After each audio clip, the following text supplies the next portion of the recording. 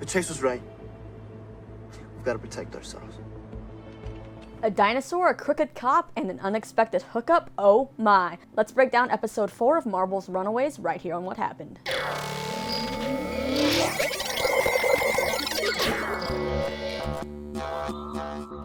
How's it going, everyone? Lisa here, and I hope you had a great Thanksgiving holiday. Mine included binging Runaways.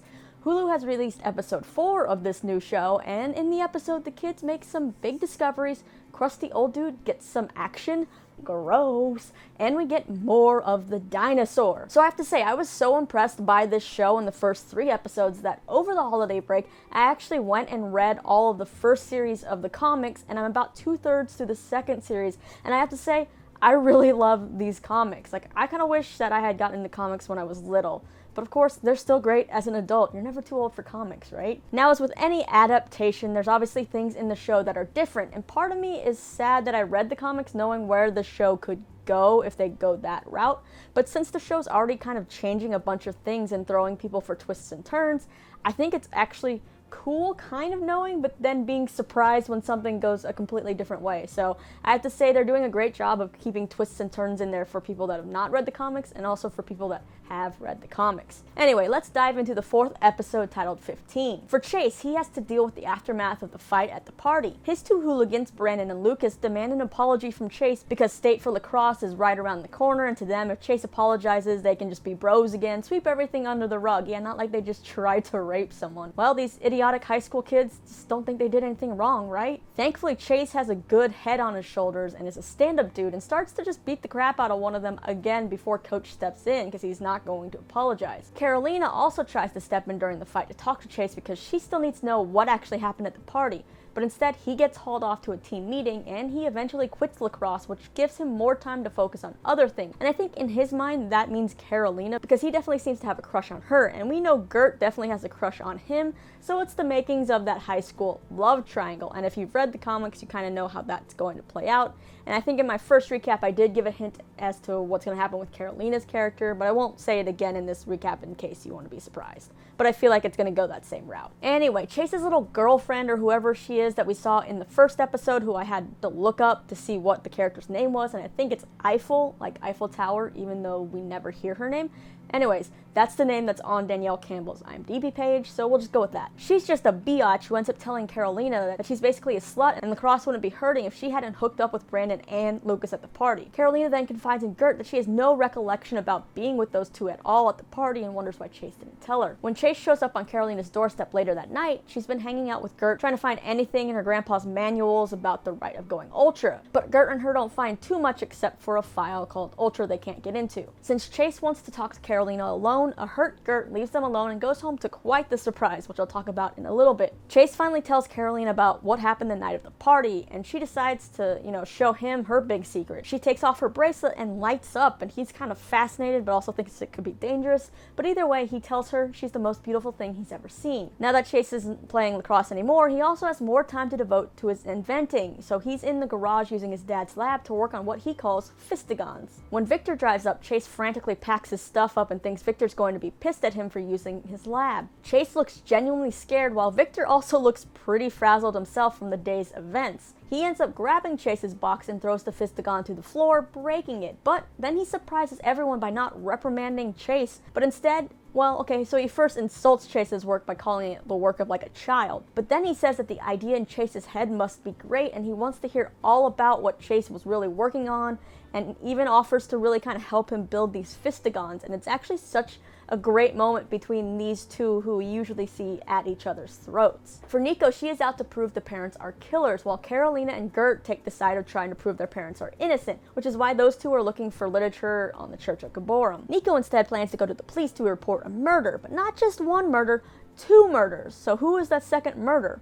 Well, the first one's obviously Destiny Gonzalez, and the second is her sister Amy, who she thinks was murdered. At the opening of the episode, we get a flashback to Nico finding Amy dead in her bed from an apparent suicide by overdosing on pills. While Nico is totally freaked out by everything that's happening, Robert and Tina seem pretty calm and refuse to let Nico call 911. Nico tries to call 911 from her room anyways, but Tina stops her with her staff and knocks her out. When Nico comes to, she asks the smart house to show her Tina's office, and she sees Tina talking to some man who says he'll take care of it all. We also see Tina stare into the camera, which just screams that she knows that Nico is watching, but why doesn't she do or say anything about it? Well, after remembering all that and the fact that Amy died on the night of the Pride meetings, mixed with the fact that she read Amy's diary and it seemed like Amy was actually super happy in life, she thinks that the parents may have murdered Amy as well. When Nico tells everybody else on the group video chat about her theory, of course no one believes her. She later tells Alex she plans to go to the police after school, and he kind of tries to talk her out of it. At the end of the school day though, Alex has a change of heart and shows up at the police station to be with Nico, and he holds her hand through the whole thing. Now as they wait for the detective for Destiny's case to report what they know, they see Robert and Victor walking out of the station with a familiar face. The detective who is actually on Destiny's case is Detective Flores, the same detective that Nico saw on the camera in Tina's office the night of Amy's death, who said he'd take care of everything.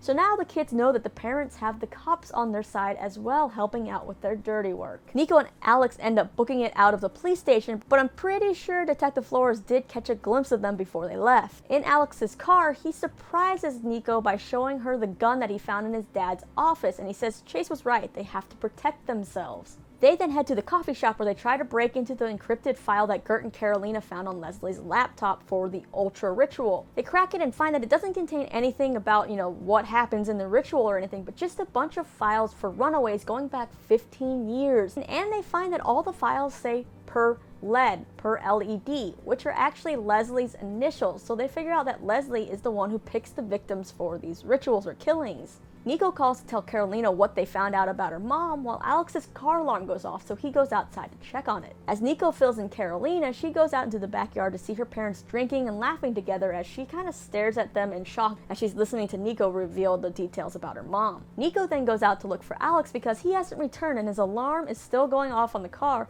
and she sees him get shoved into a black SUV that drives off. So could this be Darius, that rival gang guy, maybe getting revenge on Jeffrey by stealing his kid?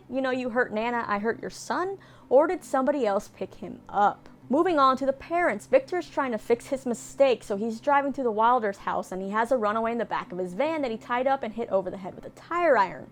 Or so he thinks. When he gets to the house, he sees Robert and Jeffrey, and they open the van, and guess what? It's actually empty, and everything is folded nicely in the back of the van. Victor seems to be hallucinating and seems pretty messed up after what all happened the day of that ritual. Kinda wonder if it's a side effect of that pod, because when we saw him working on it the day of the ritual in his lab, he ended up getting that kind of sharp pain in his head. Anyway, the Pride has now called an emergency meeting, and everyone shows up except the Yorks, who decide it's more important to go look for their missing dinosaur, even though they lie to Gert and Molly saying they're looking for a rare hedgehog. At the meeting, Victor blames his mistakes on the side effects of his malaria medicine, while Jeffrey pretty much blames it on Victor not telling them the box wasn't working. Janet then sticks up for Victor, saying that she told him to not tell, while Victor tries to say that it wasn't the box's fault, but his. Either way, Jeffrey already has his people working on covering up Destiny's death, and then Leslie walks in saying that crusty old dude is sicker than ever and they need another sacrifice soon, but they can't take anyone else from the church because it'd just be too suspicious. Tina then comes up with a plan to send Robert and Victor out to find a homeless person to bring back as a new sacrifice, and of course that won't be awkward at all, right?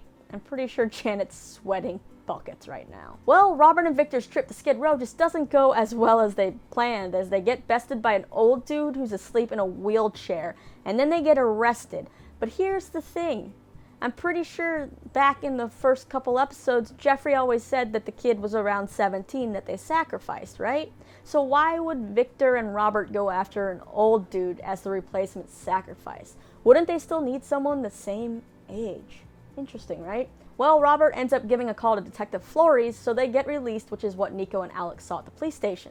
Meanwhile, Leslie has another one of her private meditation meetings with Krusty Dude, and she's like praying over him when he tells her to just stop. And she's like, what can I do? Because we obviously know he's not healing or whatever as fast as he's supposed to be because the ritual didn't work. She then does something that made me obviously gag because it was gross. She takes her dress off, gets naked, and crawls into bed with Krusty Old Dude, and his crotch starts lighting up. And now I take back thinking that the dude was her father, because that's just sick if he really is. So pray to God that that old dude is not her dad. So who is this old crusty dude? And Leslie, you're just gross in general. After that gross bit of crusty hanky-panky, Leslie leaves her private meditation room to find Frank waiting outside the door. I hope that place was soundproof. He asks her if she's having an affair, and she plays it off like she hasn't, and that she's been praying in that room for the last few days for Frank, and she thinks he really is finally ready to go Ultra, and that they're expecting him at the crater that night for the ceremony, and Frank is ecstatic. At the end of the episode, though, I'm gonna guess that Carolina saw Frank with Leslie in the backyard before he went off to the ceremony, right? They were just drinking to celebrate? So back to the Yorks. They can't find the dinosaur, and with everything going on with the Pride and the emergency meeting, they're more freaked out than ever, so the two decide they can't wait any longer to carry out their plan. It's time for them to escape and head to the Yucatan. Meanwhile, Molly is at home writing an email to Catherine Wilder, which contains the questions she wants to ask her about her parents, which include, were they super strong, did they do experiments on me, and what happened the night they died. She then hears a noise and goes to search the house and comes face to face with that missing dinosaur, and the two duke it out when Gert walks in and gets the dinosaur with the septum ring to calm down, because she realizes it does what she says. Dale and Stacy then return home to see all their girls in one spot, and they're actually pretty relieved. They go downstairs and lock the dinosaur back up and explain that they created her for protection. They're also pretty surprised to learn that the dinosaur obeys Gert's commands. Now, as Dale and Stacy look like they're about to come clean to Gert and Molly and explain what's been going on and what they've been involved in, they're interrupted by the doorbell and a text from Tina. Yeah, evil Tina has shown up. See, what happened earlier in the episode is Tina hired one of her thugs to do some investigating, and he did some spying on the Yorks. And Tina shows up to confront Dale and Stacy, bringing up the Hernandez's ranch in the Yucatan and how they left it to the Yorks in their will, and that she knows the Yorks have been transferring large amounts of money there, so there must have been a plan for a long time between the Yorks and the Hernandezes. Scary Tina basically tells Dale and Stacy that they're almost done. The work of the Pride is almost done. They need to focus on the job that really matters. And of course, Tina may be small, but she's intimidating as heck, and the Yorks know now that they can't leave. They can't carry out the plan they wanted to, because if they do, they'll probably end up dead. So now they're going back to being part of the Pride and hiding things from their kids. Okay, anything else in this episode? I think the only other thing that's kind of maybe worth mentioning is that Alex, besides discovering his dad's hidden desk drawer full of money, passports, and a gun, he also found that the coasters on the desk are now actually really coasters and not the switch for the bookcase anymore. As far as my favorite performances from this episode, I think they came this week from Greg Sulkin and James Marsters. I love these two together, and we got to see both actors' ranges by showing off different sides of both Victor and Chase, the more, scared and vulnerable sides. I also got to give a shout out to Brittany, who plays Tina, because she freaking intimidates me. As far as plot goes, I won't give anything away, but it kind of seems like one character may be on the same path that is plotted out in series 1 of the comics, just from judging by the way they're acting. And part of me hopes that the show does go that route, but part of me also doesn't want it to. As far as who took Alex at the end of the episode, I'm still sticking with Jeffrey's rival, Darius, and that, of course, will just throw another distraction and wrench into the Pride's, attempt to fix the sacrifice ceremony gone wrong. We also have to wonder if Tina will tell the other members of the Pride about the Yorks' attempt at betrayal, or maybe if she'll keep all this information to herself to use maybe as blackmail later. That betrayal was actually in the comics to an extent, as the Yorks and Hernandezes, or Hayes as they are in the comics, did work together to kind of go against the Pride. So I'm kind of glad that they did keep that alive to an extent on the show. Frank is really excited about going Ultra, but could he actually be maybe the next sacrifice?